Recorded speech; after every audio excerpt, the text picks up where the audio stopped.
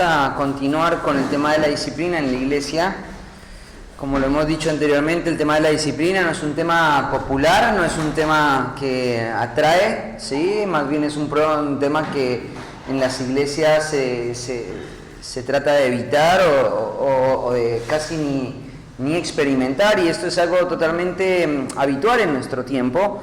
Pero en el primer estudio estuvimos hablando de que la disciplina en la iglesia es un interés de Dios. Por causa de eso el Espíritu Santo intervino en la primera iglesia, en el primer caso donde se requirió que personas con una profesión falsa de fe fuesen sacadas de la vida de la iglesia, y eso estuvo a manos de Dios, mostrando un ejemplo y además mostrando y reflejando un interés que Dios tiene en que esto ocurra.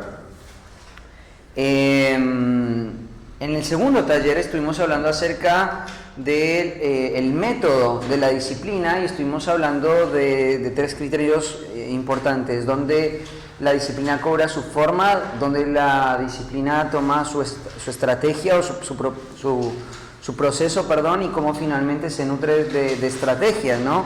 Y vimos cómo las escrituras son suficientes para mostrarnos que la Biblia nos provee toda la sabiduría que nosotros necesitamos para intervenir, para aprovechar, y también es muy específica en mostrarnos las formas en las que la disciplina deben ser administrada o suministrada en la vida de la iglesia, ¿no? Pero además de ser un mandamiento que se modela en Hechos 5, que se prescribe en Mateo 18, además de que tiene formas específicas, que tiene procesos específicos, que tiene motivaciones específicas, que tiene estrategias específicas, una de las cosas que hacen las Escrituras es proveer aliento para que no solamente el mandamiento se sostenga, no solamente te da claridad de cómo hacerlo, sino también te da motivaciones para hacerlo, ¿sí? Y eso es lo que vamos a estar estudiando hoy. ¿Por qué vivir en una iglesia al calor de la disciplina eclesial? ¿Por qué procurarlo, no? Ahora, para tratar el tema de la motivación, encontré algo muy interesante en las Escrituras. Hay motivación para aquellos que tienen que suministrar y administrar la disciplina en la vida de la iglesia. Hay motivación para aquellos que deben sufrir el proceso de la disciplina o deben estar bajo disciplina. Y vamos a ir viendo algunos de estos aspectos a medida que va avanzando la clase. Sí, en primer lugar, acompáñenme a Gálatas, capítulo 6. Este es un pasaje por excelencia para hablar de lo que es la disciplina eclesial y la restauración. No podemos separar disciplina de restauración, ¿no? Son dos conceptos que necesitamos verlos. Quiero aclarar esto. La disciplina se ejecuta con el fin de restaurar a la persona, ¿sí? Disciplina sin restauración no es disciplina, es destrucción, ¿sí? La destrucción es la desmotivación, es la anulación de la vida espiritual de los creyentes, ¿sí? Entonces, si nosotros estamos suministrando o pensando en disciplina sin echar mano de todos los elementos que la Biblia provee para la restauración, entonces lo que estamos haciendo es destruir la vida espiritual de las personas. Estamos haciendo completamente lo contrario a lo que es la obra de Dios. Entonces no podemos separar este concepto, ¿sí? Corregir lo que es deficiente en una iglesia es necesario, pero es necesario también entender que la restauración es la meta, ¿sí? Es la meta. Entonces, vamos a ir al libro de Gálatas, y antes de llegar al capítulo 6 es importante que vos entiendas el contexto de este pasaje, porque la disciplina y la restauración van a ser cosas sumamente importantes para las iglesias de Galacia, ¿no? Galacia es una región, no se está refiriendo a una iglesia. Galacia se refiere a una región donde particularmente Pablo había formado las primeras iglesias que él fundó como apóstol junto con Bernabé. Pablo predicó el evangelio en esta región con mucha abnegación, a un punto tal de que él casi muere y pierde su vida. Él fue apedreado y lapidado en las iglesias de Galacia. y predicó con mucha valentía, y él modeló una vida de sufrimiento frente a la vida de la iglesia, y él le entregó el evangelio de una manera muy pura.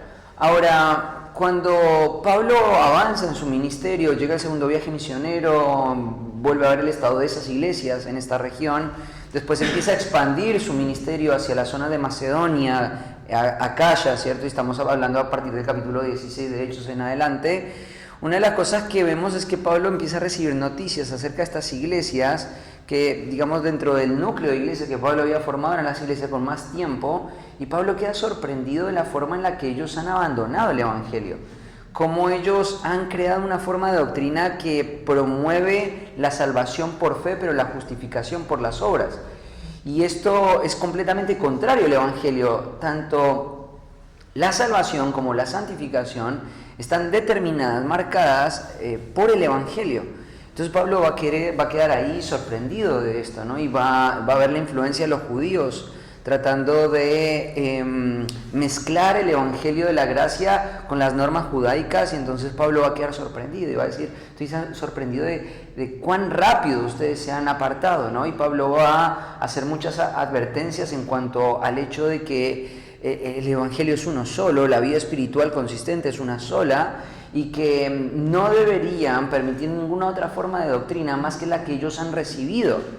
Entonces la carta de Gálatas va a hablar de esto y va a girar en torno a esto, y Pablo va a hablar de su testimonio, va a hablar de ejemplos escriturales, por ejemplo va a hablar de la hipocresía de Pedro y de Bernabé y cómo él lo reprendió, y cómo es importante vivir una vida espiritual consistente a la luz del evangelio. Y ahí, cuando llega el capítulo 5, empieza a describir los frutos de la carne y empieza a describir los frutos del espíritu. Y todo esto de la descripción de los frutos de la carne y los frutos del espíritu, Pablo lo da para que las iglesias de Galacia puedan crear un criterio de quiénes son las personas, o cómo es una persona que está creciendo y madurando y santificándose en la gracia y no en sus esfuerzos personales. Entonces ahí tenemos ese famoso pasaje de Gálatas 5, ¿cierto? Los frutos del espíritu son gozo, paz, paciencia, amor, bondad, benignidad, fe, templanza, ¿cierto? Y entonces ahí termina el capítulo 5. Tan pronto termina el capítulo 5, llegamos al capítulo 6, y entonces Pablo va a tratar un tema que es sumamente importante, porque las iglesias de Galacia se habían dejado arrastrar por esta forma de doctrina, se habían dejado afectar por esta forma de doctrina, y ahora la única esperanza que hay para las iglesias de Galacia es la disciplina y la restauración. Pablo sabe esto. Esto no se va a corregir con una carta o leyendo una carta públicamente. Se va a corregir con la enseñanza pública de la carta, pero también con una intervención en la vida de la iglesia. Entonces ahí en el capítulo 6 Pablo va a empezar a dar instrucciones de cómo abordar el hecho de que personas sean halladas en una falta, en cualquier forma de pecado, en una desviación doctrinal, en una desviación teológica, cómo debe corregirse esto, ¿no? Entonces ahí estamos, ese es el contexto del capítulo 6, y es así que llegamos al capítulo 6. Y esto es muy importante porque, vuelvo a decirlo, si esto no se pone en marcha, si esto no se instrumenta en la vida de la iglesia, entonces la iglesia no va a poder corregir sus problemas, sus deficiencias. Entonces llegamos al capítulo 6 y vamos a leer, y vamos a hacer un sobreénfasis en el capítulo 6, versículo 2, ¿sí? Vamos a leer todo el párrafo para que no nos quede el versículo 2 suelto, pero sí vamos a prestar especial atención al versículo 2. Dice: hermanos, si alguno fuere sorprendido en alguna falta, ¿no? Claro, Pablo lo que está pensando es, hay errores, hay confusión, hay distorsión, viene la luz. ¿Por medio de qué viene la luz? Viene por medio de la instrucción, viene por medio de la carta. Entonces, esto es lo que está pasando, ¿no? Hay errores, y quizás muchos están pensando, bueno, quizás esta es la forma en la que la iglesia se debe desarrollar. Y de repente viene la carta, y la carta expone a personas. Están leyendo todos los lineamientos, y la gente empieza a asociar lo que Pablo está diciendo. Claro, tiene que ver con el director de la escuela dominical que nos enseñó esto, y esto no está bien. Y lo que Pablo nos está diciendo, esto va en contra de lo que Menganito predicó el otro día en la reunión casera. Y lo que Pablo nos enseñó, ¿cierto?, va totalmente en contra del discipulado que tal persona está haciendo. Entonces, claro, la luz vino y ¿qué pasó? Empezó a exponer, ¿cierto? Cuando hay oscuridad es difícil ver, ¿no? Pero cuando hay luz se expone, ¿no? Y ahora esto es lo que pasó. La carta vino y expuso el error, expuso personas fueron confrontadas con eso y ahora la iglesia crece en criterio porque ahora hay instrucción, ¿cierto? Y no cualquier tipo de instrucción, esto es instrucción inspirada, ¿cierto? No es Pablo el que está hablando, es el Espíritu Santo el que está hablando por medio de la carta. Y entonces ahora la gente puede distinguir, esto que escuchamos en este lugar, esto que escuchamos en esta reunión, esto que está administrando, que está tratando de enseñar esta persona no está bien. Entonces muchas personas pensaron que estaban ministrando bien y de repente no lo estaban haciendo bien. La luz vino. Entonces Pablo sabe que esto va a ser un escenario totalmente posible si alguno es sorprendido en alguna falta.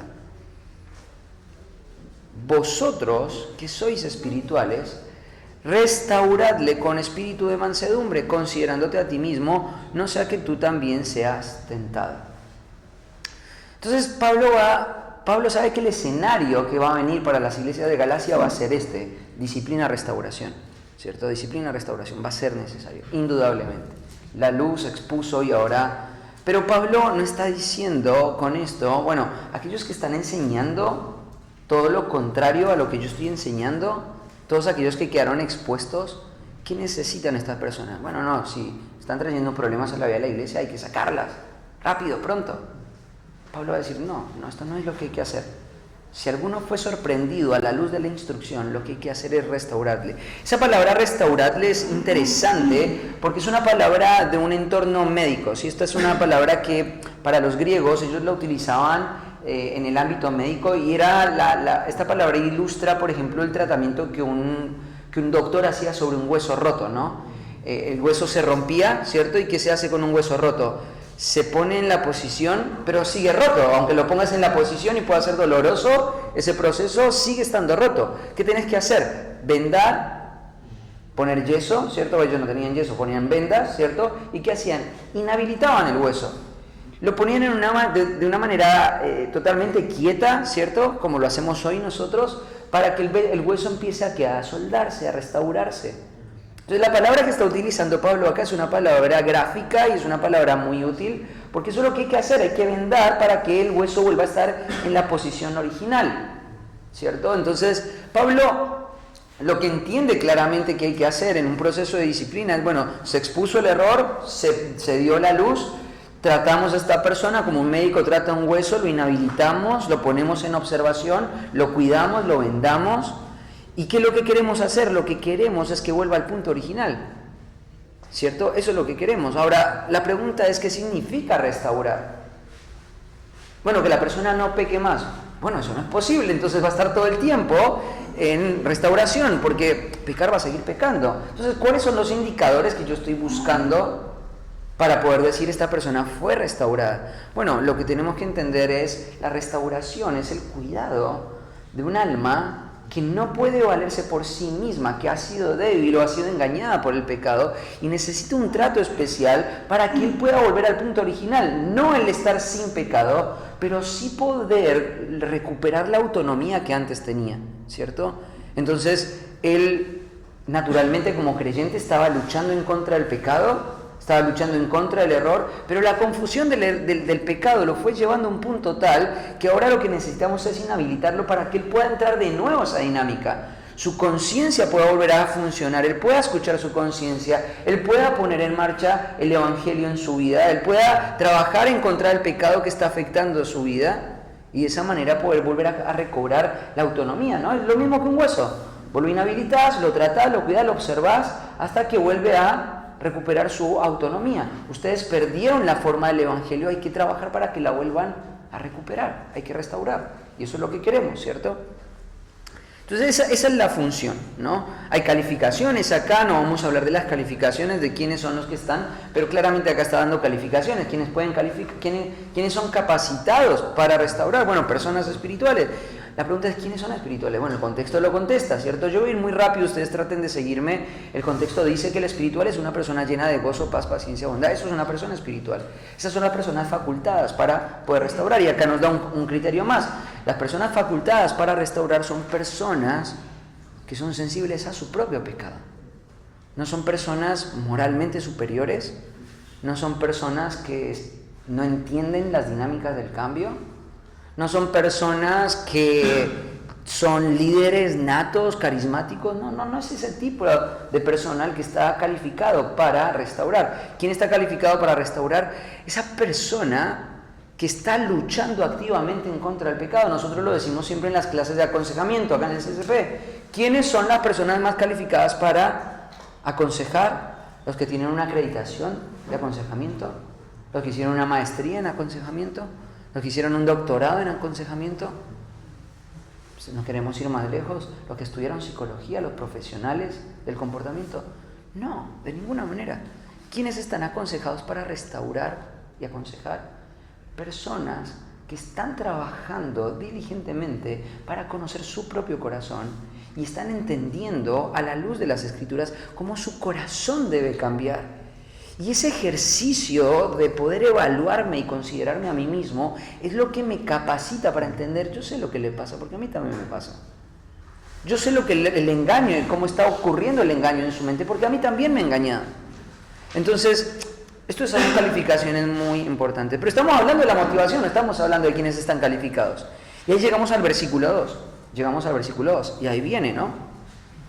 Sobrellevad los unos las cargas de los otros.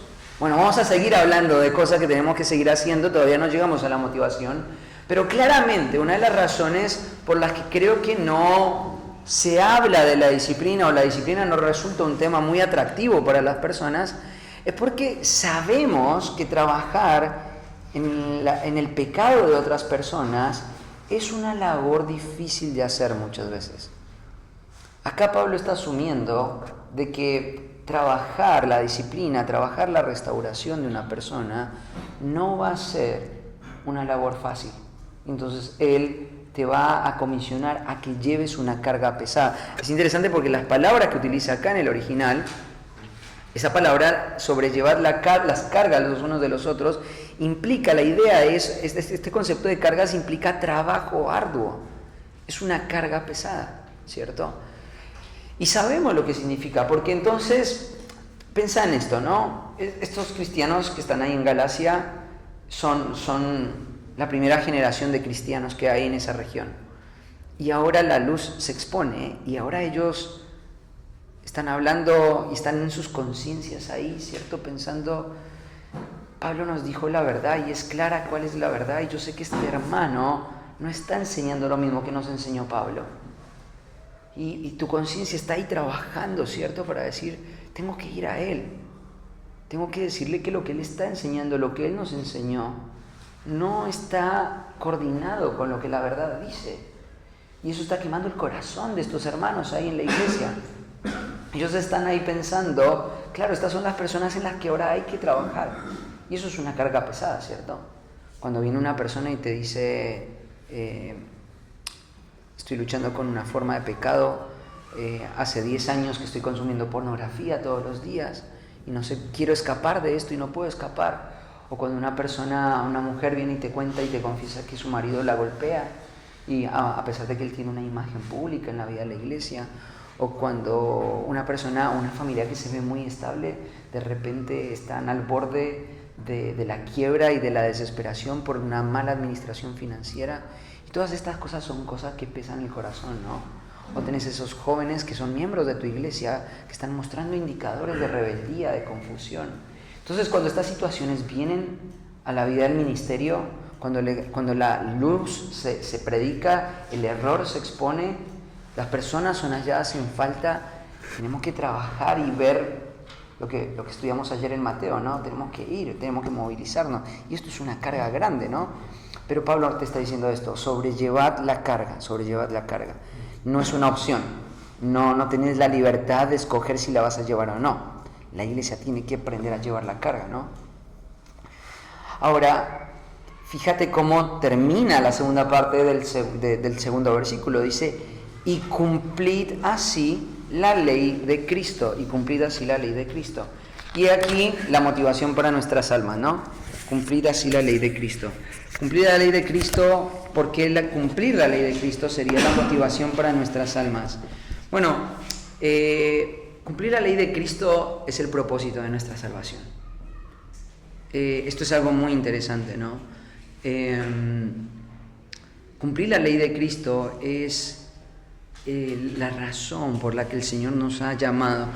Ustedes escucharon ayer un concepto que Todd estuvo hablando en la última sesión, ¿cierto? O en la sesión de preguntas y respuestas, no me acuerdo. Pero surgió un concepto que se llama el antinomianismo, ¿sí?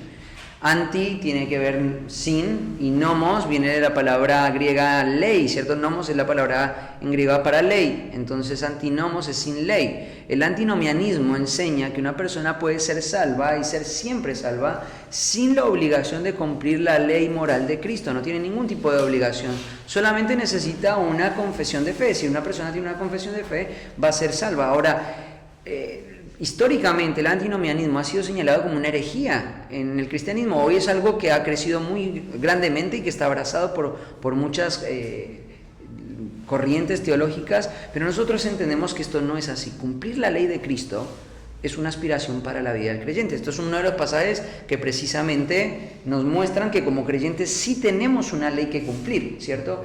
Que la ley del Pentateuco, la ley ceremonial, mostraba nuestra necesidad de un Salvador, pero en la salvación tenemos un llamado a cumplir la ley moral de Cristo, ¿cierto? Y este concepto de la ley de Cristo es interesante porque esto es lo que nosotros somos llamados a hacer. No estamos sin ley, al contrario, ahora el Señor nos ha liberado de la presión y de la esclavitud del pecado para ser libres y poder obedecer sus mandatos. Es para esto que el Señor nos ha llamado. Entonces, la primera razón por la que nosotros debemos involucrarnos en la restauración y en la disciplina de la iglesia es porque si nosotros no estamos involucrados en esto, básicamente no podemos cumplir el propósito de nuestra salvación. El propósito de nuestra salvación es cumplir la ley de Cristo, y acá Pablo está tomando el propósito de tu salvación y lo está uniendo de manera directa y profunda con algo que es muy importante, la restauración de las almas. Déjame leerte algunos pasajes en cuanto a esto. A ver, la ley de Cristo. Ayúdenme leyendo algunos pasajes. Juan capítulo 13, versículo 34 al 35, Pablo. Ayúdame con ese. Michael, ayúdame con Santiago 2:8. 2:8. Ahí en el contexto más inmediato, Manu, ayúdame con Gálatas 5:14. Gálatas 5:14.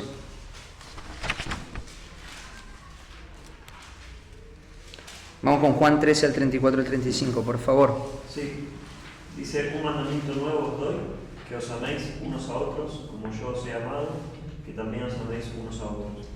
En esto conocerán todos que sois mis discípulos, si tuvierais amor los unos con los otros.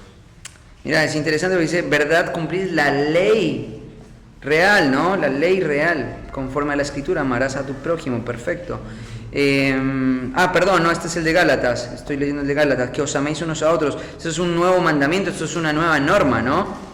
Que se amen unos a otros. No hay mejor expresión de amor para un creyente que comprometerse en la restauración de su alma si es hallado en una falta, ¿no? Si es puesto en un proceso de disciplina correctiva, ¿cierto? Acompañar a esa persona, no hay mejor expresión de amor, ¿no? Vamos con Santiago, capítulo 2, versículo 8. Si en verdad cumplís la ley real, conforme a la Escritura, amarás a tu prójimo como a ti mismo, bien hacéis. Bueno, algunos argumentarían, Juan está hablando de una época donde Cristo está todavía con el Antiguo Testamento, ¿cierto? Entonces quizás ese concepto de ley aplicaría más bien en una perspectiva, claramente no lo entendemos así. Juan está escribiendo de cosas que pasaron en el Antiguo Testamento, pero con la intención de edificar gente del Nuevo Testamento. Entonces esto es totalmente útil. Pero en Santiago, capítulo 2:8, ya estamos en la era de la iglesia, ¿cierto? Es la primera carta que se ha escrito cronológicamente hablando del Nuevo Testamento, y esto es para la era de la iglesia. ¿Y qué es lo que está diciendo? Cumplir la ley real es bien hacer. Cumplir la bien real es bien hacer, o sea, no estamos sin ley, no estamos sin normas, ¿cierto? Y esto es conforme a las Escrituras, ¿no? Amarás a tu prójimo. vuelvo a decir lo mismo, no hay mejor expresión de amor que podamos hallar en el desarrollo de una iglesia sana que una persona que está acompañando a otra a llevar su carga, ¿sí? Esto es algo muy importante. Gálatas 5:14, ¿quién lo lee? Porque toda la ley en esta sola palabra se cumple: amarás a tu prójimo como a ti mismo. Es interesante este pasaje porque está en el contexto inmediato de Gálatas 6, ¿cierto? Pablo está mostrando que claramente el creyente está bajo una ley, y después te va a mostrar por qué debemos restaurar, y él va a unir esto, la ley y la restauración, porque el amor no es algo abstracto, no es algo emotivo, no es algo que se desarrolla en el plano del afecto, tiene que ver con algo mental y que se evidencia en la obediencia. Entonces Pablo va a tomar esto y va a decir, esto es lo que hay que hacer: restaurar, llevar la carga del otro, aunque es pesado. ¿Por qué? Para cumplir la ley de Cristo. En la salvación tenemos una ley que cumplir, que aspiramos a cumplir, es el propósito de nuestra salvación, ¿cierto? Es el propósito de nuestra salvación. Es el propósito de nuestra salvación y estamos trabajando en eso. Ahora, ¿por qué razón podríamos pensar que trabajar, por qué el Señor nos da motivaciones para involucrarnos en la disciplina y en la restauración de las almas? Bueno, porque hay razones que necesitamos aprender a identificar que muchas veces nos frenan para involucrarnos en este llamado tan importante. Dios nos da motivación, primero y principal, porque hay una tensión interna propia. Hay una tensión interna propia. Nosotros debemos entender que una de las razones por las que tenemos esta tendencia a evitar, ¿cierto?, es porque también sabemos que trabajar en el pecado de otras personas puede llegar a exponer nuestro propio pecado. Una de las cosas que ocurre mucho en la cultura argentina y en la cultura del posmodernismo es que cada vez las personas viven menos con un sentido de autoridad. Y entonces ahora quien ejecuta la disciplina tiene una gran tensión en decir, vos te tenés que someter a mi liderazgo, o vos te tenés que someter a mi guía, ¿cierto? Vos no podés restaurarte solo, ¿no? Las expresiones que hoy escuchamos es, yo sé que estoy bien delante de Dios, yo no tengo que demostrarle nada a nadie, Dios ve el corazón. No, esto es algo claramente que está errado, ¿no? Nosotros somos llamados a mostrar una vida espiritual consistente, ¿cierto? A ser evaluados continuamente. Los apóstoles evaluaban la vida espiritual de las personas, ¿cierto? Y nosotros necesitamos entender que nuestras vidas son llamadas a ser vidas abiertas, donde las dinámicas que Dios ha planeado para la iglesia exponen los aspectos individuales de cada persona. Deben ser trabajados, deben ser puestos bajo sujeción y deben ser observados bajo autoridad, ¿no? Pero administrar esa autoridad en nuestro tiempo genera mucha tensión. Y cuando vos empezás a acompañar a una persona, sabes que hay un temor adentro tuyo, donde esta persona puede llegar a reclamar, donde esta persona puede ser hostil, donde incluso esta persona puede llegar a señalar cosas en tu vida que la persona las quiere señalar en función de desacreditarte, en función de decir, vos no tenés la autoridad moral para trabajar en mi propio corazón. ¿Quién sos vos? Esto es una expresión muy argentina. ¿Y vos quién sos? ¿No? Entonces tenemos temor, porque nos confrontamos con la idea de si realmente tenemos una vida espiritual lo suficientemente robusta. Pero ahora tenemos que entender una cosa. Dave habló mucho acerca de calibrar nuestra conciencia.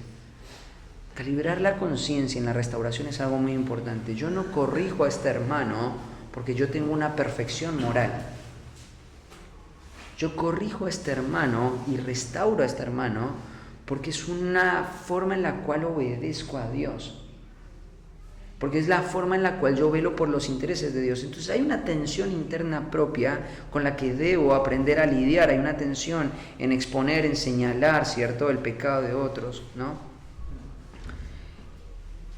Ahora, también otra de las tensiones que se generan en el corazón, ¿cierto?, es que Pablo advierte acá, ¿no?, de que nosotros podemos ser tentados y que nosotros deberíamos ejecutar la restauración de las almas considerando que nosotros podemos caer en la misma falta que estamos restaurando, ¿cierto? Una de las cosas por las cuales nosotros debemos ser motivados continuamente con las Escrituras a ejecutar la disciplina bíblica en los términos bíblicos es porque la atención no solamente suele ser paralizante, sino también la atención puede tender a que nosotros tengamos una imagen distorsionada de nosotros mismos, pensando que tenemos una justicia elevada porque estamos tratando a una persona que fue sorprendida en una falta. Pero nosotros tenemos que entender que esa persona que estamos restaurando, nosotros la necesitamos. Nosotros la necesitamos. Me acuerdo que uno de los libros que estamos leyendo con los hombres, o que leímos hace un tiempito atrás, es un libro que, si lo pueden leer, es excelente, trata el tema de la lucha con la pornografía. Se llama Por fin libre, de Heath Lambert, es un muy buen material. Y en un momento él hace un apéndice para aquellos que están acompañando a personas que están siendo restauradas de esto. Y lo que te pone por delante es recordar que vos necesitas a ese pecador para cumplir la ley de Cristo. No puedes cumplir la ley de Cristo sin ese pecador, él es necesario para tu vida. Y tienes que aprender a desarrollar este principio de la restauración en los términos de Dios. Y los términos de Dios dicen que vos no podés ser orgulloso. Entonces hay una tensión adentro del corazón, ¿no? Una tensión adentro del corazón que me puede paralizar o que me puede energizar de una manera equivocada, poniendo estándares equivocados en cuanto a mi propia persona. Segundo, porque muchas veces me paralizo, porque muchas veces la disciplina rompe nuestras rutinas, porque requieren acción temprana. Fíjate, por ejemplo, un ejemplo de esto se ve en Hechos, capítulo 6, ¿no? Mira lo que ocurre, capítulo 6, versículo 1. En aquellos días, como crecía el número de los discípulos, hubo murmuración de los griegos contra los hebreos de que las viudas de aquellos eran desatendidas en la distribución diaria. Entonces los 12 convocaron a la multitud de los discípulos. Es interesante esta escena porque esta escena está ocurriendo en un contexto de mucha demanda. Ahora, para poder entender este pasaje, una de las cosas que tienes que hacer es evaluar contextualmente cómo se desarrolla esta escena, porque mira, ahí la primera expresión que utiliza Lucas dice en aquellos días. O sea, lo que Lucas te está diciendo es, esta historia que te voy a contar a partir del capítulo 6 necesita ser evaluada a la luz de lo que estaba ocurriendo en aquellos días. ¿Qué estaba pasando en aquellos días? Capítulo 5, lee el último versículo: y todos los días en el templo y por las casas no cesaban de enseñar y de predicar a Jesucristo. ¿En cuáles días? En los días que estaban todos los días. ¿Sabes qué son todos los días? Lunes, martes, miércoles, jueves, viernes, sábado, domingo. Todos los días, sin descanso, sin día pastoral, sin sabbat, sin absolutamente nada, sin vacaciones. Todos los días enseñando en el templo y en las casas. Todos los días.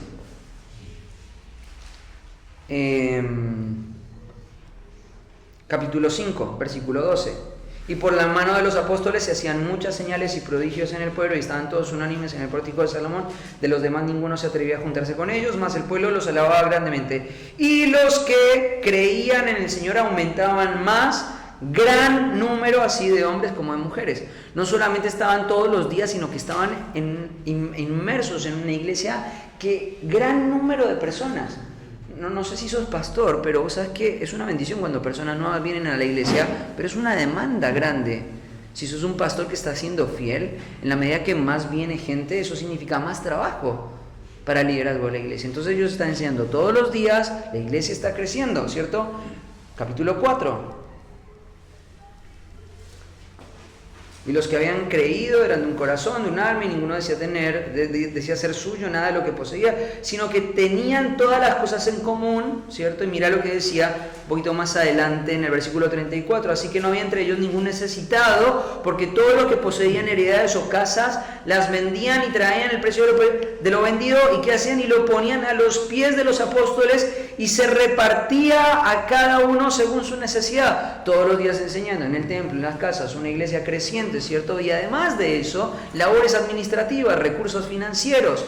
Te va a decir ahí que un hombre que se llama Bernabé, que es de Chipre, o sea, un judío helénico, vendió un campo productivo y todo el dinero de ese campo lo trajo, era una cantidad importante de dinero, lo trajo a los pies de los apóstoles, labores administrativas. Si vas al capítulo 3, vas a ver a Pedro en el pórtico de Salomón enseñando. Y en el capítulo 4, versículo 1, a Pedro y a Juan compareciendo frente a un concilio, frente al Sanedrín, frente a un juicio oral, él y Juan, los líderes de la iglesia, porque estaban siendo perseguidos. Bueno, esto es mucho contexto, pero en aquellos días, volvemos al capítulo 6, en los días donde estaban siendo perseguidos, en los días donde estaban siendo puestos en los juzgados, estaban enseñando todos los días, por las casas, en el templo, administrando el dinero, repartiendo, ¿cierto? Es interesante porque al final del versículo 1, mira, te dice que la distribución, ¿cómo era? ¿Cómo era la distribución? Diaria, la distribución era diaria. Todos los días enseñando, todos los días haciendo la obra administrativa.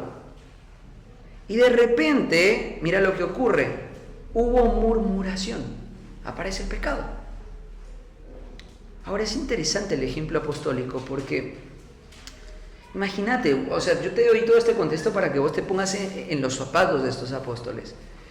Y tiene muchas lecciones pastorales, Hechos 6, pero este es el punto al que quiero llegar. Vos estás con una agenda donde no entra nada.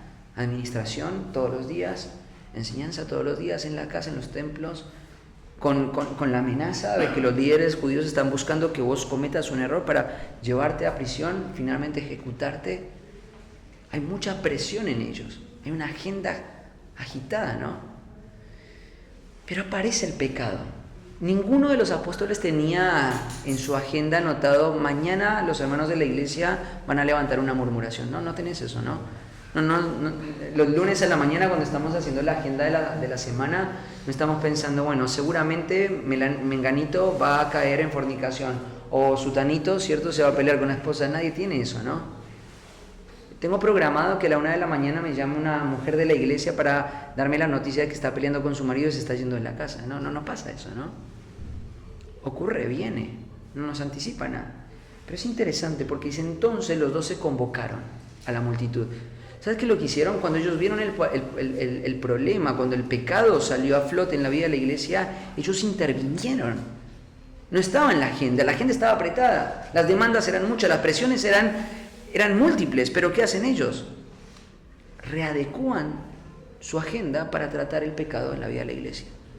Y esto es algo muy importante. Una de las razones por las que nos cuesta muchas veces sumergirnos en la restauración y en la disciplina en la vida de la iglesia es porque sabemos que va a cambiar nuestra agenda. Va a cambiar nuestra agenda, va a demandar, ¿cierto? Viene una persona con la distorsión del pecado, viene ese hermano totalmente deprimido, el orgullo está consumiendo su mente, sus expectativas lo están frustrando, él está teniendo pensamientos muy oscuros y vos sabes que tenés que estar pendiente ahí. Tenés que llamarlo, tenés que estar pendiente. Te va a llamar tu día de descanso y vas a tener que negarte a ese momento para poder acompañar a este hermano. Entonces rompe nuestras agendas, rompe nuestras estructuras. Pero el ejemplo apostólico, el ejemplo que nosotros vemos en la iglesia de Jerusalén es, tenemos que estar dispuestos a esto. ¿Por qué? Porque cumplimos la ley de Cristo. Tercero, muchas veces evitamos la disciplina y la restauración del alma porque la disciplina requiere personas maduras. La disciplina requiere personas maduras. Claramente la Biblia nos invita y nos enseña a que debemos vivir una vida abierta en el entorno de la iglesia, rendir cuentas, ¿cierto? Tener una actitud de apertura con otros hombres en el entorno de nuestra iglesia, echar mano de todos los dones que hay en la iglesia para poder ser edificados mutuamente. Sin embargo, cuando las Escrituras hablan de aquellos que restauran el alma, habla de personas espirituales en el capítulo 6 de Gálatas, ¿cierto? Vosotros que sois espirituales. Pensá, por ejemplo, en el ejemplo de 1 Corintios capítulo 16, ¿no? 16 capítulos hablando Pablo de cosas que se tienen que corregir, divisiones, problemas, falta de disciplina, inmoralidad sexual, conflictos entre hermanos no resueltos, los problemas de la vida íntima, aquellos que están viviendo y están abusando de la libertad para caer en pecados sexuales, aquellos que están yendo al legalismo para restringir la vida matrimonial. ¿Se debe o no se debe divorciar? El creyente se divorcia, no se divorcia, si se divorcia se puede volver a casar, no se puede volver a casar. Hay muchos errores en la vida de la iglesia. ¿Qué hacemos con el tema de la conciencia? ¿Qué hacemos con el tema de la Santa Cena? ¿Qué hacemos con la falta de amor, con la distorsión de los dones espirituales? ¿Qué hacemos con todo ese tipo de cosas? ¿Qué hacemos con la doctrina de la resurrección? ¿Qué hacemos con las lenguas? 15 capítulos corrigiendo una multiplicidad de errores, basta.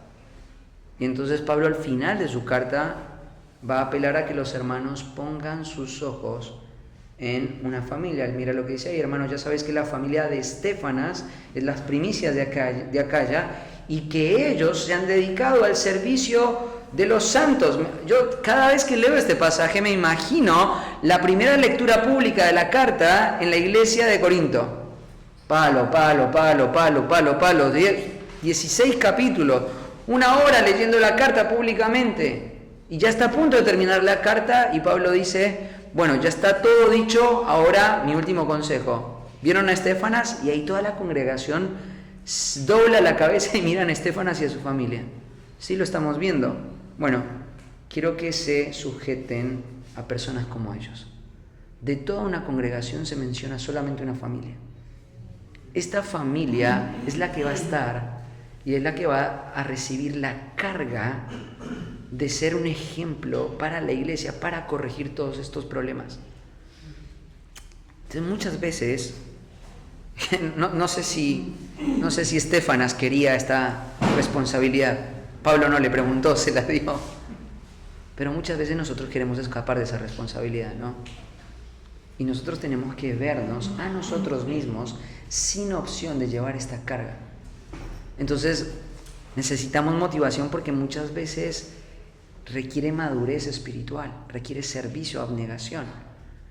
Ahora vivimos en una cultura de mucho egoísmo, aún en nuestras iglesias, ¿cierto? Y muchas veces vemos el egoísmo en nuestros propios corazones y para poder vencer ese egoísmo necesitamos motivación, ¿no? Cuarto, ¿por qué muchas veces necesitamos motivación? Bueno, porque restaurar almas, ejecutar disciplina, requiere el ejercicio de la autoridad. Qué cosa incómoda. No hay un momento de mayor tensión para mí como pastor que leer pasajes como por ejemplo Tito capítulo 2 versículo 15. No hay una cosa más incómoda en el ejercicio pastoral en nuestro tiempo. No debería ser incómodo, pero hay una resistencia a esto, ¿no? Esto habla y exhorta y reprende con toda autoridad. Y el pasaje no se detiene ahí. Fíjate cómo termina. Nadie te menosprecie. Me vuelvo a imaginar la escena de la carta leída por primera vez en las iglesias de Creta. Nadie menosprecie la autoridad. Ahora, nosotros vivimos en un entorno donde las personas se resisten naturalmente a la autoridad. Y eso implica una situación muchas veces incómoda, ¿no? Me acuerdo que hace un tiempito atrás una joven de nuestra iglesia, miembro de nuestra iglesia, ya una mujer adulta, pero joven, estaba viviendo bajo el cuidado de sus padres y hay una situación de dificultad relacional, expuso muchas cosas de su corazón. Y entonces vimos la necesidad de no solamente hacer una disciplina formativa, natural y orgánica, sino una disciplina formal, estructural y dirigida por el liderazgo de la iglesia. Y en la última sesión que tuvimos antes de venir para acá, una de las cosas que le preguntaba a su mentora es: ¿y al pastor quién lo corrige? ¿El pastor quién lo corrige? ¿Quién puede poner en disciplina? Está bien, me ponen en disciplina a mí, pero ¿quién pone en disciplina al pastor? ¿No? Ahora, claramente nosotros entendemos que esta tendencia o esta tensión está en el corazón de las personas y muchas veces es incómodo decirle: mira, ¿sabes una cosa? Sí tengo la autoridad. Tengo la autoridad para que entiendas de que tienes que estar en este proceso. No es una autoridad que yo autoproclamo, no es una autoridad que se basa en mi capacidad moral o en mis cualidades de carácter. Es una autoridad delegada y es una autoridad que Dios me ha dado para servirte. Y yo te quiero servir con mi autoridad. Por lo tanto, tienes que someterte a este proceso porque es lo mejor para tu alma. Vivimos en un tiempo donde ejercer esta autoridad es un desafío, ¿no? Y genera una tensión grande en nuestro corazón. Me acuerdo que una vez estábamos trabajando una situación en la vida de nuestra iglesia donde habían cosas realmente muy peligrosas en una práctica de crianza de unos padres de nuestra iglesia. Estaban abrazando un sistema de educación para sus hijos que era totalmente humanista y que iba a destruir cualquier esperanza de redención para la vida de sus hijos. Había un gran peligro. Además, si estos hijos van a crecer en el entorno de nuestra iglesia, esa filosofía humanista puede penetrar, ¿cierto?, en múltiples formas. El pecado que no se trata hoy, ¿cierto?, o que se tolera, la próxima generación lo termina abrazando como una convicción. Por eso es que vemos que muchas veces una iglesia fiel no puede transferirse a la próxima generación. Entonces el cuidado de los hijos es muy importante y veíamos el peligro. Y de repente tenés que ir y sentarte con ese padre, con esa madre y decirle: guarda, estás criando tus hijos con criterios que van a destruir tu familia. Y de repente estás entrando en un campo que es muy sensible, ¿cierto? Le estás diciendo a un padre y una madre que están criando mal a sus hijos. Y aflora el orgullo de la persona. Te va a decir: ¿quién sos vos para sacar esa determinación? Bueno, estas filosofías que estás abrazando, estas prácticas, no se amoldan a lo que nos enseñan y a lo que nos prescriben las Escrituras en cuanto a la crianza de los hijos. Y la gente piensa que vos sos una amenaza. No te ve como un aliado, no te ve como un amigo, te ve como un peligro. Y entonces vos lo empezás a notar y ahora ya no hablan con la libertad que antes hablaban. Y entonces sabemos que eso va a venir. Y hay una tensión en nuestro corazón en decir: tengo que volver a pararme en esta postura en mi iglesia. Veo el error, pero si lo vuelvo a marcar, ¿cierto?, la gente va a generar una distancia conmigo y voy a perder mis relaciones. Yo amo mi iglesia, disfruto estar con mi iglesia, pero tengo que pagar el precio por defender la verdad de Dios, ¿no? Entonces necesitamos motivación, porque el ejercicio de la autoridad es difícil. Quinto, necesitamos motivación porque las expresiones del pecado pueden ser múltiples y desagradantes. Cuando empezás a tratar el pecado en la vida de las personas, muchas veces hay dolor, ¿no? Yo me acuerdo y recuerdo y traigo a la memoria momentos donde personas han sido sorprendidas en faltas o personas han confesado faltas muy tristes. Acá en el CCP muchas veces hemos derramado lágrimas por alumnos que han venido y frente a la exposición de la palabra nos han confesado vida de pecado oculta por años. Y vos sabes que esa persona no va a volver a estar disponible para un ministerio pastoral, está descalificada, ha afectado su vida con múltiples formas de pecado. Y eso causa mucho dolor, ¿cierto?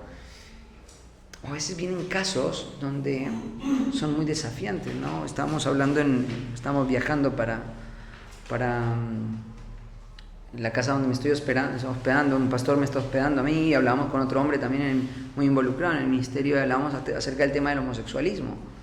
Como hoy en nuestro tiempo, ¿cierto?, están llegando personas con grandes luchas, como hombres casados, hoy están abriendo sus corazones y están hablando, y vos como pastor muchas veces te pasa que te sentís desbordado con situaciones así porque vos no tenés esta tensión en tu corazón. Vos sabés que tu corazón tiene la capacidad de poder desarrollar esa forma de pecado también, ¿no? Porque no somos mejores, nos conocemos las doctrinas de la depravación, pero quizás no hemos explorado, y gracias a Dios no lo hemos explorado y no lo queremos explorar, y entonces tenemos acá una situación desafiante, y necesitamos que esta persona que necesita restauración del alma podamos sobrellevar su carga. Entonces muchas veces tenemos miedo de abordar las situaciones de pecado porque sabemos que las expresiones del pecado pueden ser múltiples y desagradables. ¿Cómo estamos de tiempo? ¿Estamos bien? Entonces, esto puede frenarnos muchas veces, ¿cierto?, para involucrarnos en la restauración del alma. Puede frenarnos porque esto va a requerir que tenga que leer libros, va a tener que requerir que busque consejos, ¿cierto? Voy a tener que pasar tiempo en oración para que el Señor me dé sabiduría, ¿cierto? Y esto implica una actividad que va a ser sumamente desafiante, ¿no? Ahora, es más fácil pensar en un ministerio donde yo estudio todos los domingos y enseño todos los domingos, y no involucrarme y sumergirme en la vida de pecado. Tristemente, en la vida de muchas iglesias, cuando los casos desafiantes vienen, lo que se hace es recomendarle a la persona que busque otro lugar donde lo puedan ayudar. Esto es algo muy triste. Hombres que han abusado de niños, personas que han tenido relaciones de exceso de autoridad o de violencia, necesitan ser restauradas. No son personas para descartar. No podemos mirar para otro lado. Nadie más puede hacer el trabajo que el Señor nos llamó a hacer nosotros. necesitamos motivación, cumplimos la ley de Cristo con esto, ¿no? Sexto, última razón, porque la restauración puede implicar consecuencias incómodas. Mira, voy a tratar un tema como un ejemplo, no sé cuál es tu postura con respecto a esto, pero nosotros tenemos la convicción, acá en San Justo y en nuestra iglesia en Villa María, que el matrimonio es una relación indisoluble. Voy a tratar el tema del divorcio y del recasamiento.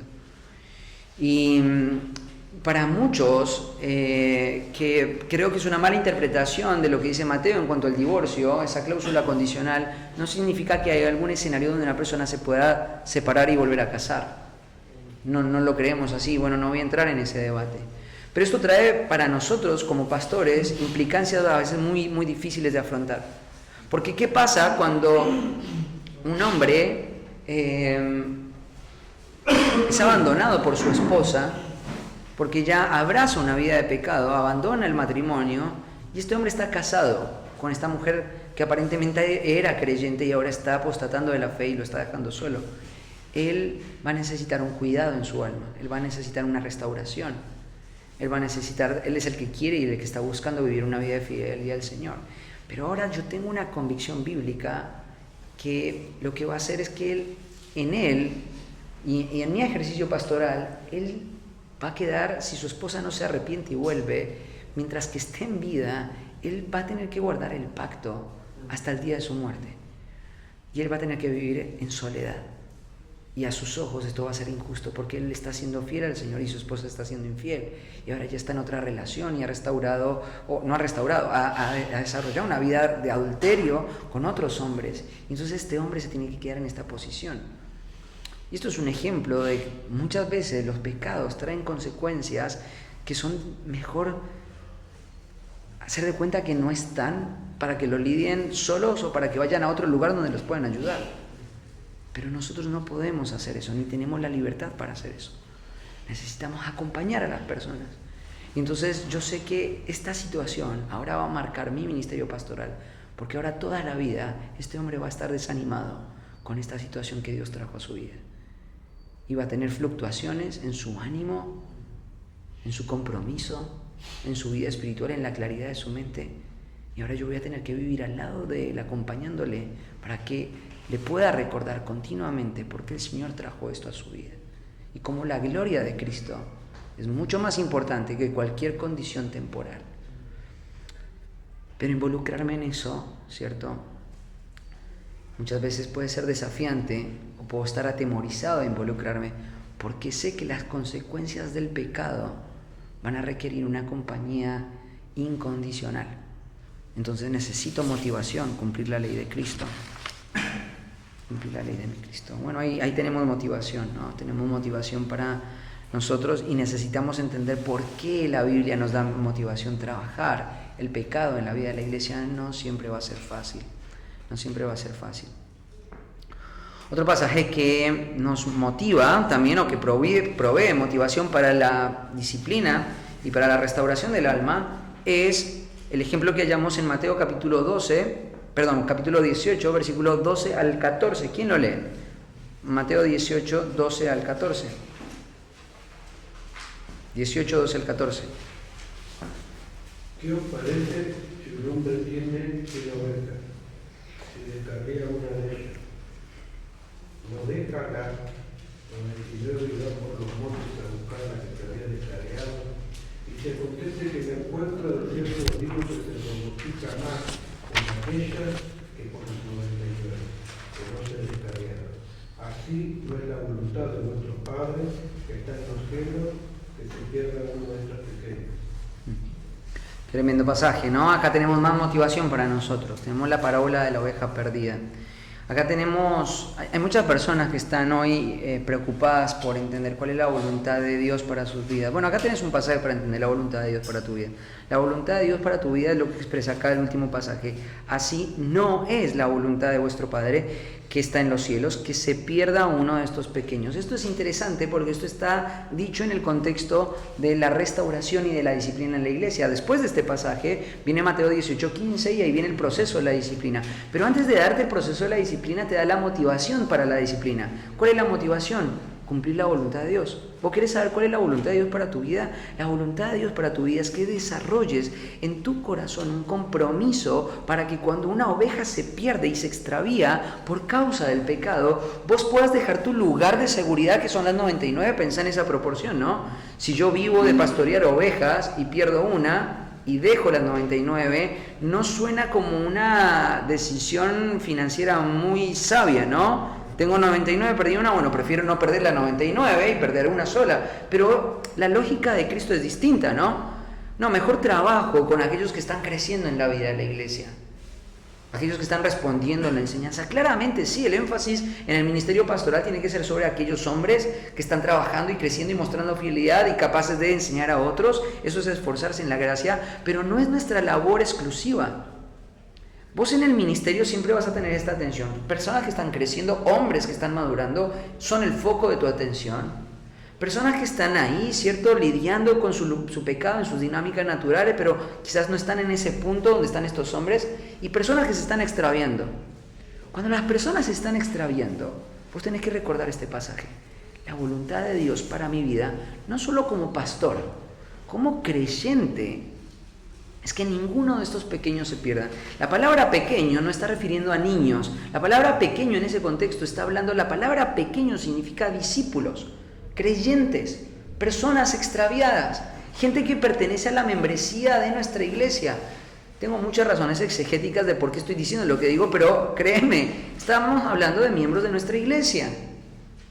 La voluntad de Dios es que cuando vos estás viendo que una persona se está desviando de la verdad, está cayendo a los valles más profundos, tu responsabilidad es salir de tus dinámicas naturales, habituales y cómodas y seguras para ir, ensuciarte en el lodo, meterte en el bosque, bajar al valle, encontrar esa oveja y traerla de nuevo. Mira lo que dice ahí. Tenemos que aprender a desarrollar un corazón, ¿no? Porque dice, de cierto os digo que se regocija más por aquella que por las 99.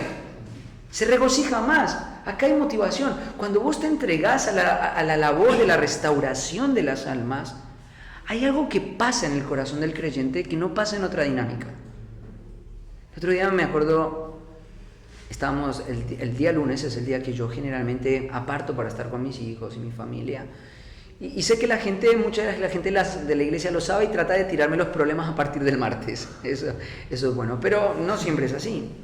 Hace poco tiempo, me acuerdo, estábamos un lunes y bueno, el Señor me ha bendecido con una esposa que patrocina, que impulsa y que motiva mi ministerio.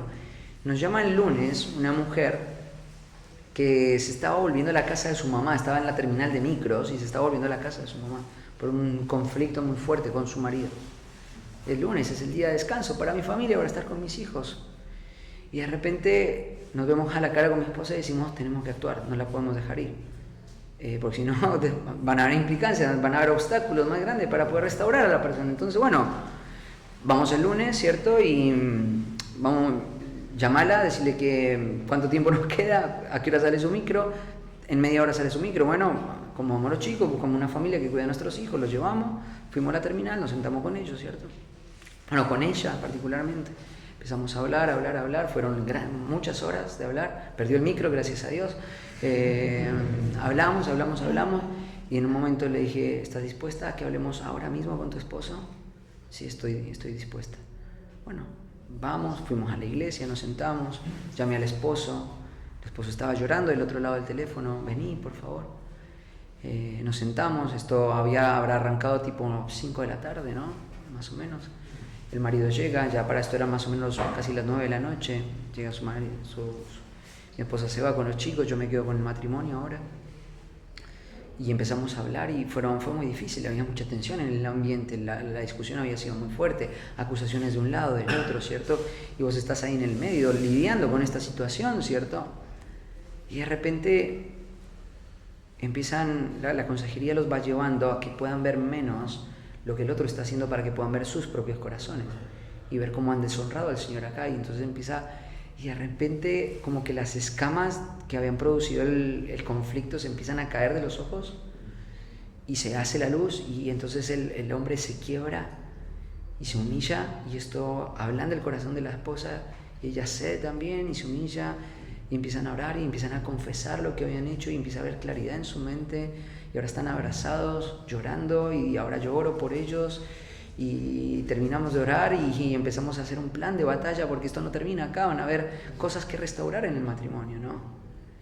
Ver ese matrimonio ahí abrazándose, llorando, confesando su pecado sin echarle la culpa al otro, viendo por el Espíritu la obra de restauración que el Espíritu Santo estaba haciendo en ese momento es irreemplazable. Es el salario. Se produce algo en el corazón del creyente que no se produce de ninguna otra forma. Y te digo, el egoísmo hace que vos pienses que esto podría ser una escena de sumo desgaste. Perdiste el día. Tus hijos. Volver a mi casa a contarle a mi esposa. Orar juntos, estar llenos de gozo por ser parte de eso. Es una motivación grande y se produce algo en el corazón que no se produce en otro escenario ministerial. Esto es motivación para el alma, ¿no? Motivación para el alma. Entonces, acá tenemos motivación para aquellos que están restaurando las almas, ¿no? Pero, ¿qué motivaciones hay para el que está atravesando la disciplina o para el que necesita restauración, ¿no? Bueno, ahí yo cuento una historia, es la historia de un vendedor de insumos de campo, ¿no? Y tenía un nombre, su nombre era Jacinto, creo que fue que le puse ahí en la ilustración.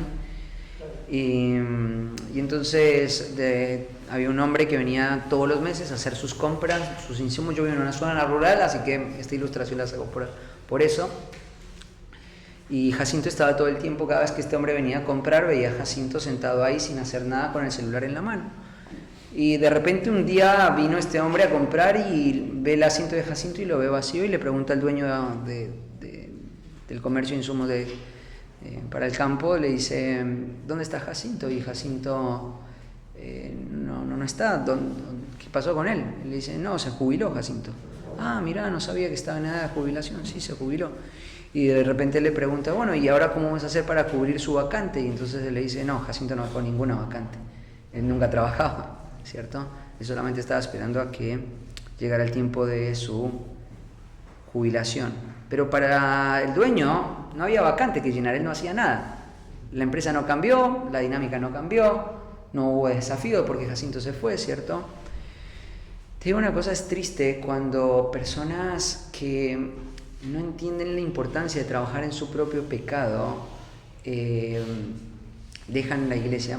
Es triste decir que cuando dejan la iglesia, muchas veces la iglesia respira, no dejan ninguna vacante que llenar. Pero si vos tenés que estar sujeto a un proceso de restauración, quiero decirte una cosa, hay motivación para que puedas enfrentar este momento, ¿no? Fíjate, 2 de Timoteo capítulo 2, versículo 20 al 26. Dice, pero en una casa grande no solamente hay utensilios de oro y de plata, sino también de madera y de barro.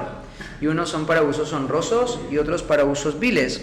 Así que si alguno se limpia de estas cosas, será instrumento de para honra, santificado, útil al Señor y dispuesto para toda buena obra. Huye también de las pasiones juveniles y sigue la justicia, la fe, el amor, la paz, con los que de limpio corazón invocan al Señor, pero desecha las cuestiones necias e insensatas, sabiendo que engendran contiendas.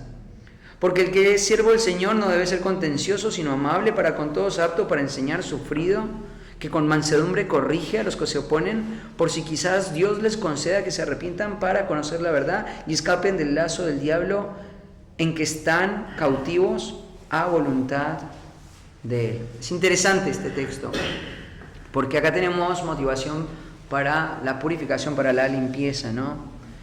Ahí en el contexto del pasaje de 2 de Timoteo 2, ¿no? Una de las cosas que vemos es que Pablo está hablando de cómo un siervo de Dios es aprobado por Dios por usar bien la palabra de verdad, como alguien que no tiene que avergonzarse, pero también va a dar una motivación también para el siervo de Dios. Dice lo siguiente, ¿no? En una casa grande utiliza la utiliza. Si alguno se limpia de estas cosas, ¿no? Ahora, está hablando del contexto, ¿cierto? De este pasaje, está hablando de purificación. Habla de las pasiones juveniles, ¿no? habla de las fornicaciones también, ¿no? Si vos lees el versículo 19, aparece de iniquidad todo aquel que invoca el nombre del Señor, ¿no? Están hablando acerca de abandonar el pecado, ¿no? Habla del fundamento del Señor, el Señor conoce los suyos, aparte de iniquidad todo aquel que invoca el nombre del Señor. Una de las cosas que nosotros tenemos que entender es, Dios es soberano y Él va a hacer uso de absolutamente todo lo que hay en el mundo para cumplir sus propósitos. Estamos en una obra de teatro donde el guión ya fue escrito hace mucho tiempo, nada se va a salir de ese guión, todo va a salir de acuerdo a ese guión. Pero es interesante porque la forma en la que Dios utiliza a los actores no es de la misma forma, ¿no? Vos, por ejemplo, cuando lees Isaías capítulo 10, te das cuenta de que Dios está utilizando a los asirios para traer juicio a la nación de Israel, a las tribus del norte. Dios va a decir que Asiria va a ser el báculo de su furor, ¿cierto? Ahí en el capítulo 10. Pero después, más adelante, va a decir que Él va a juzgar a los asirios por la maldad que ellos han hecho y por ser una nación cruel. Este pasaje nos muestra este principio de manera clara, ¿no? Dios utiliza a todo el mundo.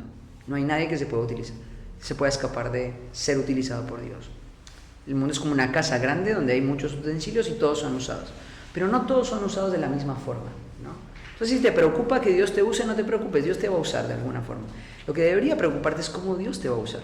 Si te va a usar como un vaso o como un utensilio honroso, o te va a utilizar como un utensilio vil, ¿no? Y entonces acá pone este dilema: ¿cómo querés ser usado? ¿Como un utensilio vil? ¿Como Asiria, que después va a ser reprendida, corregida y juzgada? ¿O querés ser un utensilio honroso?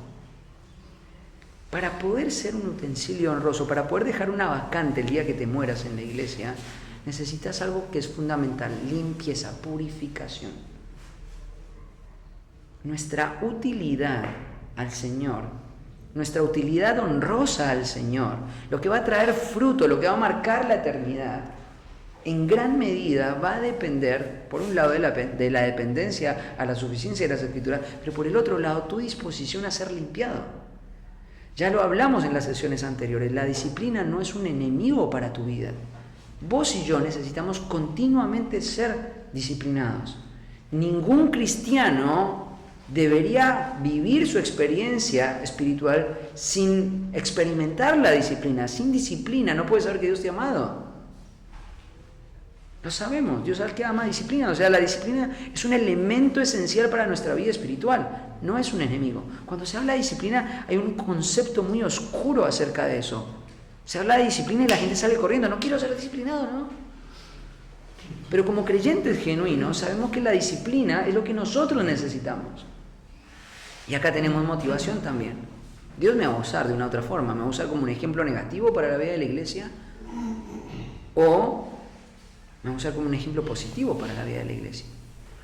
Un vaso útil, honroso. Y para esto, ¿qué necesito? Limpiarme. Debo huir de las pasiones juveniles. Debo seguir la justicia, la fe, el amor, la paz. Hay que desechar cuestiones vanas, necias, ¿no? Es interesante este concepto porque la palabra purificar, que se utiliza en 1 Timoteo 16-19, está compuesta por dos conceptos fundamentales. Por un lado, transmite la idea de estar completamente, ¿sí? Y la otra se deriva de un vocablo griego que significa purgar, ¿sí? Purgar. Esta palabra también se utilizaba muchas veces para acrisolar, para poner y exponer un metal al fuego. Cuando el metal se pone al fuego, las sustancias, los residuos, la pureza, pues te das cuenta de que hay metales extraños que se funden en un tiempo diferente, y es más fácil poder ver, ¿cierto?, con claridad qué parte no pertenece a este metal cuando lo estás fundiendo y exponiendo al calor. La disciplina es ese calor necesario que purifica el alma, ¿cierto? Es interesante esto, ¿no? La frase purificarse que Pablo utiliza acá se refiere a una purificación que va más allá de una acción pasiva realizada únicamente por Dios. Es algo que necesita participación de otros, ¿no? El metal no se puede probar a sí mismo, necesita de un fundidor o alguien que lo dé. Y en último lugar, las motivaciones para la iglesia que enfrenta el proceso. Bueno, rápidamente, ya terminamos, me marcaron acá el tiempo. En la primera sesión hablábamos de que la disciplina restaura y provee a la iglesia cosas muy interesantes, su capacidad de generar influencia en su entorno por medio de la pureza y de la santidad. Fíjate una cosa, ahí en el capítulo 5, está refiriendo a Hechos 5, 12 al 14, te está hablando de la escena de cuando el Espíritu Santo expone la hipocresía de Ananías y Zafira. En el versículo 12 te va a contar el resultado de lo que vino después de la purificación, ¿no? Y una de las cosas es que ellos siguieron teniendo una influencia en su entorno. A veces pensamos que la forma en la que vamos a hacer influencia en el entorno es haciendo un comedor, es haciendo un ropero, es haciendo trabajo comunitario. No, las Escrituras nos enseñan que la forma en la que el mundo va a ser impactado por la iglesia es por medio de la pureza de la iglesia, es por medio de la disciplina en la iglesia. La disciplina, además de eso, restaura la capacidad de repeler a aquellos que quieran una vida espiritual superficial. Mira lo que dice ahí, de los demás ninguno se atrevía a juntarse con ellos. La disciplina repele a aquellas personas que son peligrosas para la vida de la iglesia. Cuando vos vivís en una iglesia donde la disciplina forma parte habitual de su vida, de su identidad, cuando una persona quiere venir a tu congregación sin el compromiso de ser un creyente verdadero, esa persona se repele, no quiere estar ahí. Y eso es bueno. Cuarto lugar, desarrolla un testimonio de honra frente a su propia comunidad. El pueblo los alababa grandemente. Los alababa grandemente. Cuando hay consistencia espiritual, hay buenos siervos, hay buenos empleados, hay buenos trabajadores, hay buenas esposas, hay buenos vecinos, ¿cierto? El pueblo los alaba grandemente. ¿Por qué ocurrió esto? Porque la gente aprendió a temer por medio de la disciplina al pecado. Y en último lugar, su capacidad de ganar creyentes genuinos creció exponencialmente. ¿Sabes una cosa? Uno de los temores que hay en la mente de muchos pastores es, si yo empiezo a disciplinarla en la iglesia, la gente se va a ir. ¿Sabes qué es interesante? He podido experimentar que en la medida que más nos comprometemos con la disciplina y con trabajar en el pecado en la vida de la gente, el Señor trae su gente. Yo cada vez crezco más en esta convicción. Hay gente que tiene sed de justicia. Hay gente que quiere vivir una vida. El Señor está preparando corazones que quieren ser transformados, cambiados y restaurados. Son prejuicios de nuestro corazón y tienen un fundamento pecaminoso. La iglesia debe estar motivada para ejecutar la disciplina, ¿sí? ¿Preguntas? ¿Tenemos tiempo para preguntas? Sí, 15 minutos. Bueno, vamos. Hicieron correr en el último punto. La verdad que es un pasaje hermoso, pero les animo a que lean el apunte. ¿Hay alguna pregunta? ¿No? ¿Tenemos preguntas en el chat? Ahí cuando vos decías que hay que restaurar el hueso, vendarlo, siempre y cuando del otro lado se deje de restaurar, como hasta qué punto, digamos. Es una buena pregunta. A ver, hay mucha gente que no quiere reconocer que el hueso está roto, ¿no? Pero vos sos el médico y vos sabés que está roto. Y si vos sos un buen médico, vas a persistir a que esta persona pueda ver, ¿cierto? Entonces yo una de las cosas que te animaría sería, las Escrituras te proveen muchas herramientas para crecer en el aconsejamiento, en la capacidad de amonestar unos a otros, ¿cierto? Hay que aprender a desarrollar estas habilidades. Están todas en las Escrituras, no tienes que buscarlas en ningún otro lugar. Entonces, no siempre las personas saben y son conscientes de su necesidad de restauración. Mira, déjame leerte un pasaje que a mí me anima mucho cuando esto pasa, ¿no? Esto es algo muy normal. Hechos capítulo 20, versículo 30, y de vosotros mismos se levantarán hombres que hablen cosas perversas para arrastrar tras sí a los discípulos. Por tanto, velad acordándoos que por 3 años, de noche y de día, no he cesado de amonestar con lágrimas a cada uno. Una de las cosas que necesitamos aprender a desarrollar es este tipo de corazón, ¿no?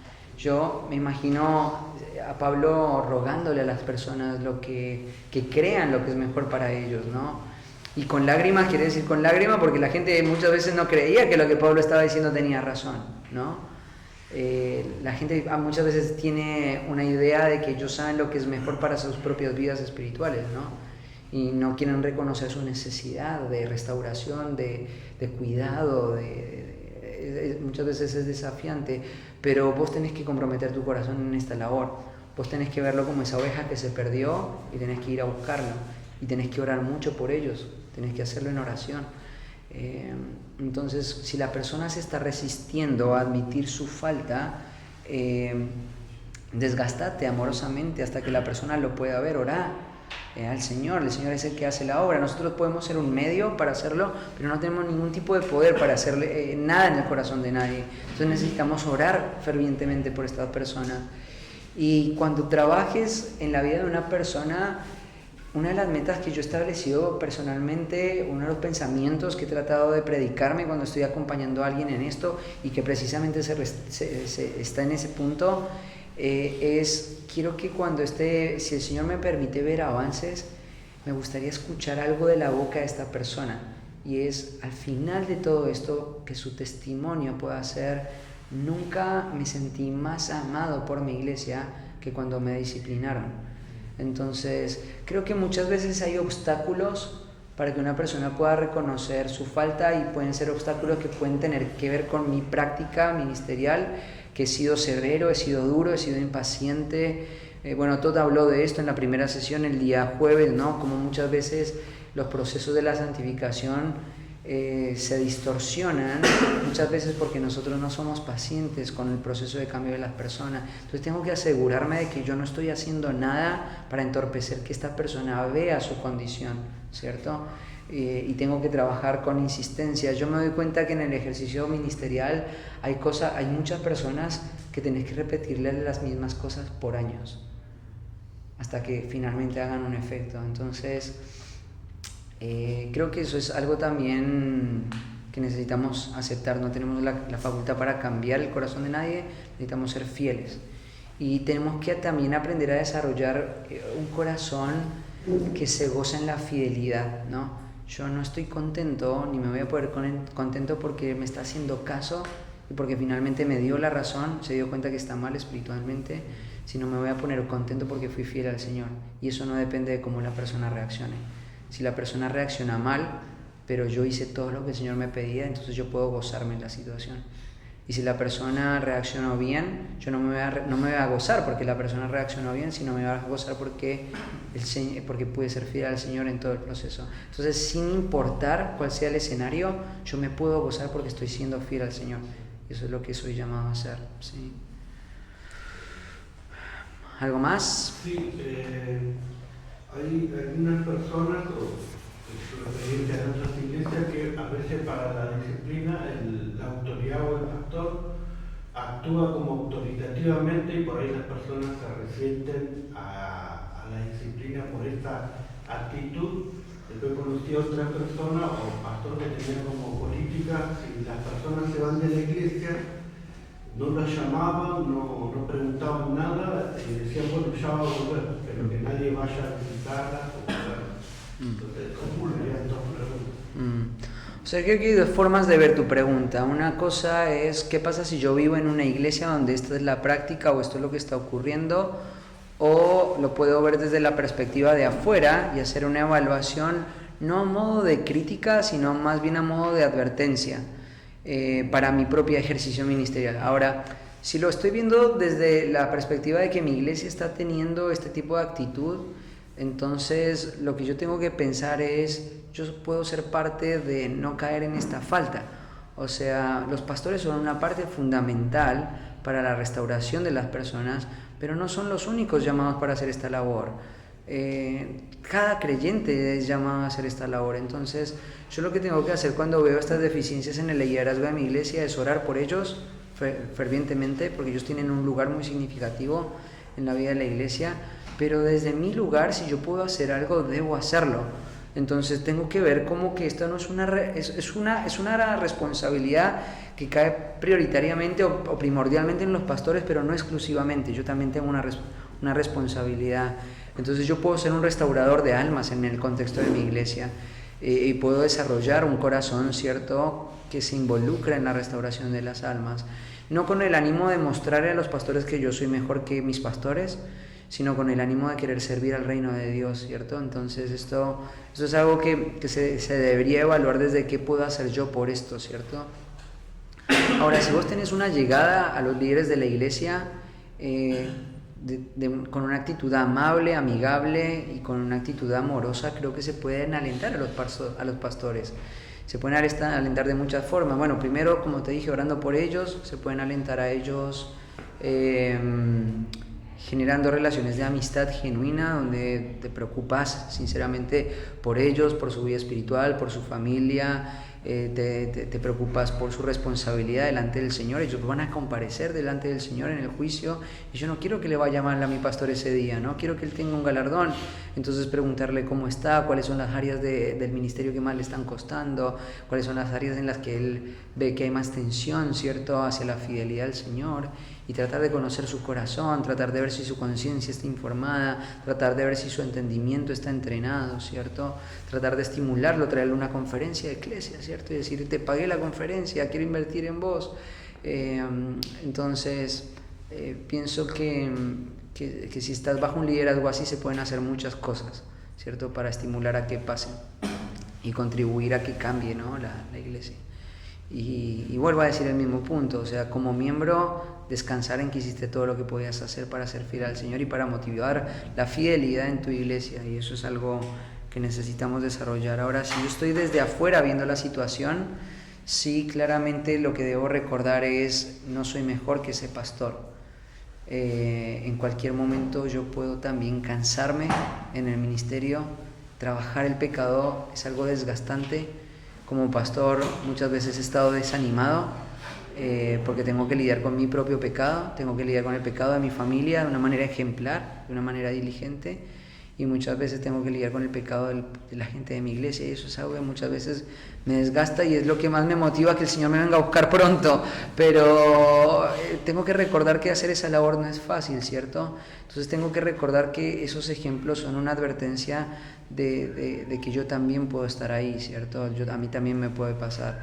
El pecado tiene el potencial en mi propio corazón de llevarme a una práctica pastoral donde yo puedo caer también en eso. Entonces lo veo como una advertencia. Ahora, si sos un pastor que te estás dando cuenta, ese sería un tercer escenario, ¿no? ¿Qué pasa si soy pastor y ahora me estoy dando cuenta de que mi práctica ministerial ha sido esta? En vez de abordar las situaciones desafiantes y restaurar las almas, se trata de evitarlo. Entonces lo único que tenés para hacer es arrepentirte, confesalo, busca ayuda, rendí cuentas, instruite. Es pecado, es ir en contra de la esencia de nuestra salvación. Dios nos ha salvado para cumplir su ley, la ley de Cristo, y esto es esencial. Entonces necesita arrepentimiento, necesita confesión, necesita restauración. Yo como pastor también necesito ser restaurado si es que no estoy haciendo lo que el Señor me pide. Entonces pienso que la pregunta se podría abordar desde esa: ¿estoy bajo, estoy desde afuera o estoy inmerso en la falta, ¿no? Sí. De acuerdo a lo que él decía, ese desgaste en la persona que ha sido disciplinada tiene un límite. O sea, yo hablo con la persona, reconoce su condición, pero su vida diaria, sus actitudes, siguen demostrando otras cosas. Sí, para eso hay un proceso. Yo te motivo a que leas ahí el apunte. Hay un proceso, ahí en el método de en el segundo taller de este track, ¿cierto? Hay toda una sesión en la que se explica el método de la disciplina y tenés un proceso para hacerlo, ¿no? O sea, tenés un trabajo individual, tenés un trabajo grupal donde involucras personas que están viendo las mismas cosas. Todd habló ayer de esto en preguntas y respuestas.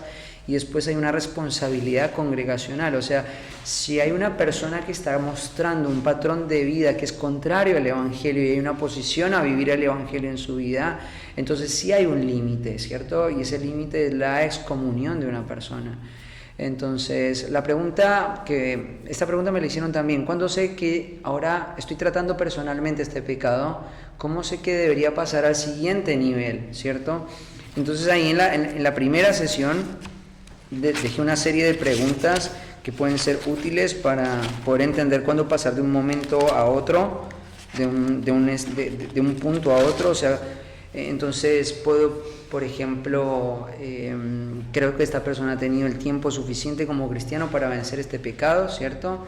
Sí, no, si la respuesta es no, sigo trabajando individualmente. Su conciencia, su entendimiento, qué tipo de enseñanza esta persona ha recibido en cuanto a esto, tiene todo el entendimiento para poder abandonar su pecado. Le hemos dado todas las herramientas para que esta persona pueda ver este pecado y ya no hay nada más para decir con respecto a este pecado que le está sí, no, si falta más, pues entonces tengo que darle ese más que le falta para poder pasar al siguiente nivel, ¿cierto? Esta persona admite parte de su pecado y le falta pecado por confesar, o no reconoce nada de su pecado, a pesar de las evidencias, a pesar de lo claro que es, ¿cierto? Entonces no admite nada. Bueno, si las otras preguntas son sí, sí, sí, y en esta no, entonces necesita pasar al siguiente punto, ¿cierto? No admite nada. Se muestra abierto en su trato, ¿cierto? O sea, hay momentos donde la disciplina avanza rápidamente. Yo conté el caso de este chico que su esposa la abandonó, ¿cierto?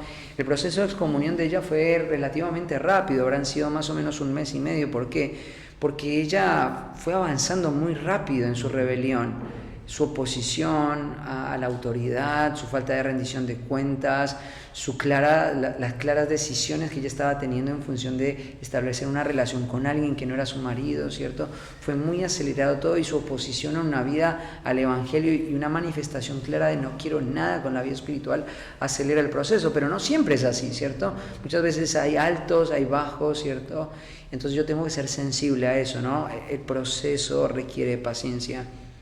El Señor ha sido paciente conmigo, yo tengo que ser paciente con otros, ¿cierto? Esta persona está siendo caracterizada por esto, a pesar de que le estamos dando cada vez más instrucción, su caracterización aumenta en el pecado, ¿cierto? Entonces esto podría ser otro indicador que necesitamos avanzar. ¿Cómo es frente a la corrección?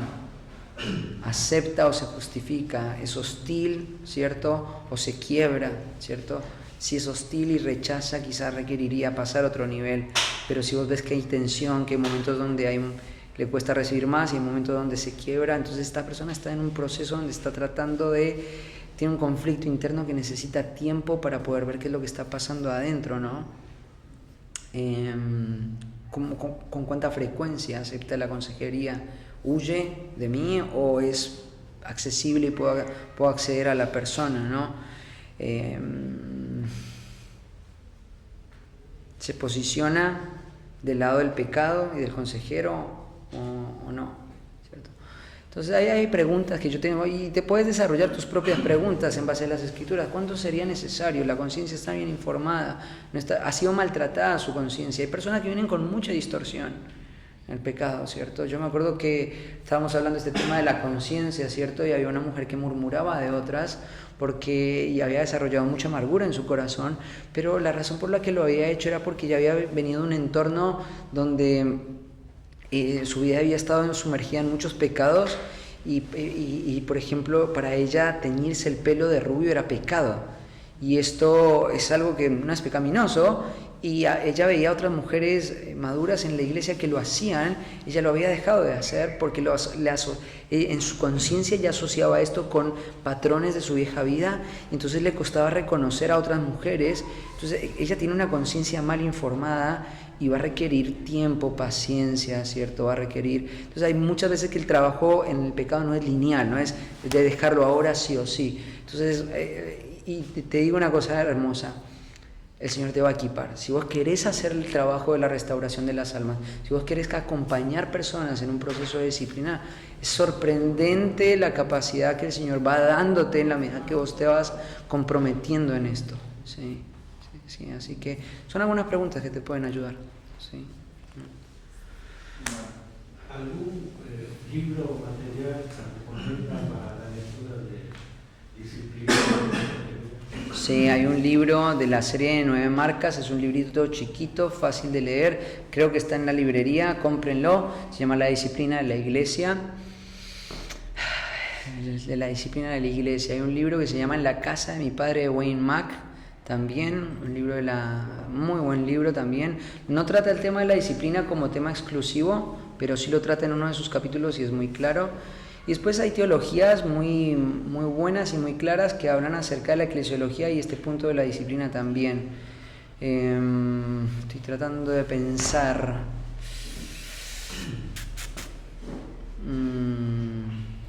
Creo que un libro que capacita para la restauración del alma y los conflictos en la iglesia, un libro que se llama Si os mordéis unos a otros, de Alexander Strauch, creo que es así el título, ¿sí? También ese libro es muy bueno, quizás no para el proceso de la disciplina, pero sí para poder entender cómo lidiar con las tensiones pecaminosas en el entorno de la iglesia. Sí. El hombre de los libros acá se llama Cristian Guamán, así que hablen con él si quieren más libros, sí. Bueno, terminamos acá. Muchas gracias, varones. Creo que tienen, no sé si recibieron un mensaje, pero van a ver para tomar fotos abajo por grupos, por iglesias, así que sería bajar a eso. Luego ya tendremos la comida. Ahora bueno, vamos a cerrar orando, agradeciendo por este tiempo y salimos.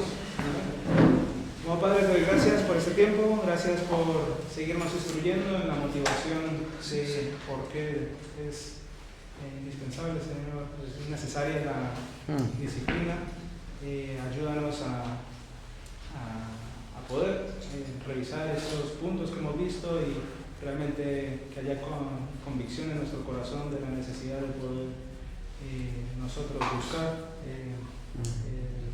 restaurar las almas que están a nuestro alrededor, a nuestro cuidado, y aún si nosotros también necesitamos de esa restauración, de esa disciplina, verla como ese medio de tu gracia para que sigamos madurando, y también seguir instruyendo a la iglesia en la motivación, en lo beneficioso que es para la iglesia poder adoptar, Señor, estos mandatos tuyos de la disciplina. Así que ayúdanos a seguir creciendo. Te damos gracias también por Felipe, la preparación y por aún lo que le has permitido vivir de forma experimental para entender de mejor forma esto que nos está enseñando. Así que gracias por todo este tiempo. Lo ponemos en tus manos, agradeciendo en nombre del Señor Jesús. Amén.